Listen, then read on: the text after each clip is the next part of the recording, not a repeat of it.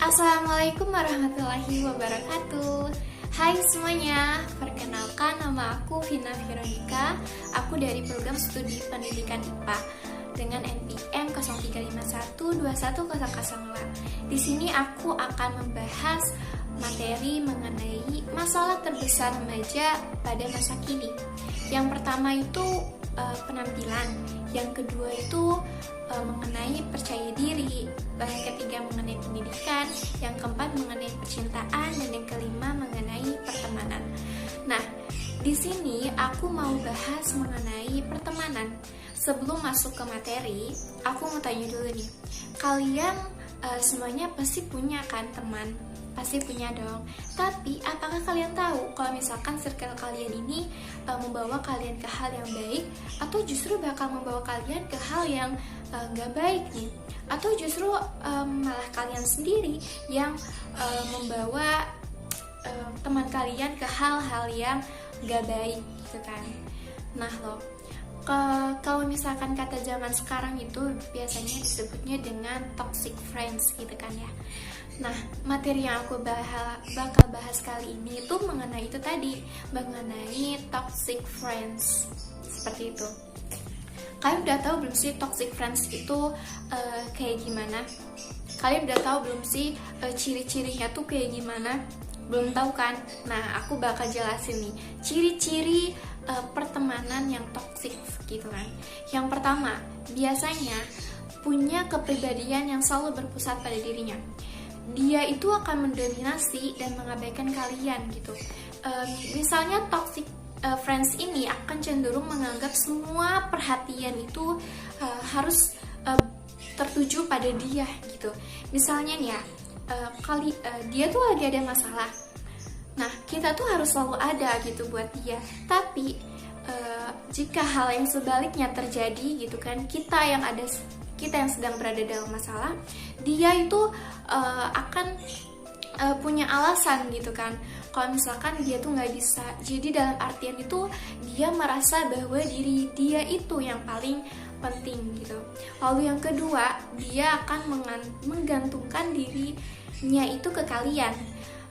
Jadi misalnya itu kayak kalian tuh nggak boleh nih berteman sama yang lain.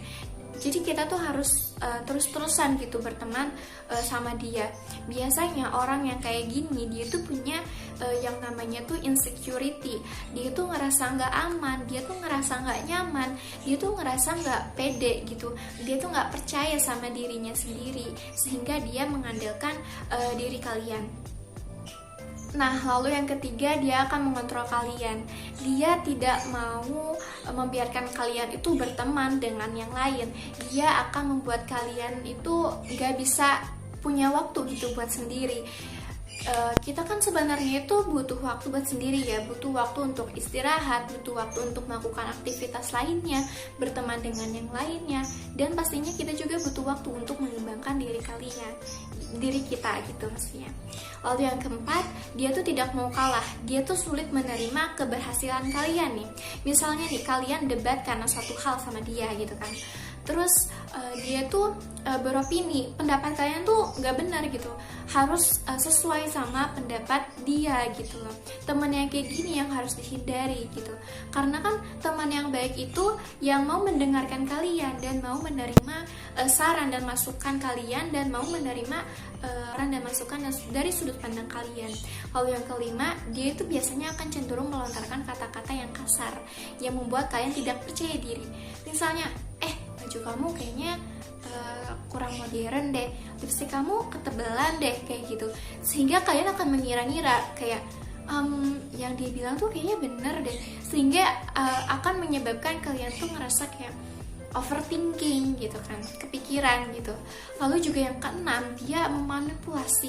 Dia tuh juga memanipulasi. Misalkan dia ngelakuin suatu kesalahan gitu, tapi dia tuh bersikap seolah-olah dia itu korbannya, dan kalian yang nantinya akan disalahkan. Lalu yang ketujuh, dia akan bersikap baik di depan orang lain aja. Misalkan nih, di depan orang lain dia terlihat seperti peduli gitu kan sama kalian, tapi di balik itu dia akan bersikap sebaliknya, atau bisa dibilang tuh cepu kali ya. Nah, jadi kalian udah tahu kan gimana toxic friends itu yang udah aku jelasin. Pasti kalian udah tahu kan, kalian ini berada di circle yang baik, yang membuat kalian tumbuh dan berkembang, atau justru malah membuat kalian mendem gitu. Seperti yang kita tahu kan, kalau misalkan pertemanan kita saat ini tuh akan menentukan masa depan kita gitu kan. Aku ada solusinya nih dari toxic friends. Yang pertama, menjaga jarak secara emosional kepada mereka. Contohnya itu jangan ceritain masalah pribadi-pribadi kalian. Misalkan aku lagi sedih di hari ini, atau misalkan kalian ceritain aku lagi ada masalah keluarga nih. Biasanya saat kita cerita itu, kondisi kita tuh dalam tubuh yang kurang stabil gitu. Biasanya segala masukan dan saran dari sekitar itu akan kita terima gitu, dan mengira bahwa oh iya nih masukan yang kata temen gue tadi tuh benar gitu kan. Lalu yang kedua, bilang dan nasihati. Misalnya nih, seminggu lagi kita akan ada UAS, tapi dia tuh malah kayak ngajak nongkrong gitu kan buat hal-hal yang gak penting. Kalian bilang, Besti, bentar lagi kita mau UTS nih minggu depan, aku mau gunain waktu aku buat belajar gitu kan. Kalau misalkan dia itu teman yang baik, dia tuh bakal menerima saran kalian, dia akan menerima masukan dari kalian. Tapi justru jika dia itu bukan teman yang baik, dia tuh toxic friends gitu, dia justru bakal menjauh gitu dari kalian. Nah, ibarat kata nih, toxic friends itu kayak kalian tuh alergi kacang-kacangan nih misalnya. Tapi kalian coba buat terus maksa makan kacang. Yang ada apa? Yang ada justru malah tubuh kalian yang merasa sakit gitu kan. Kalau misalkan kalian tahu itu nggak baik buat kalian, ya udah jangan diterusin gitu loh. Sekian dari aku. Wassalamualaikum warahmatullahi wabarakatuh. Dadah.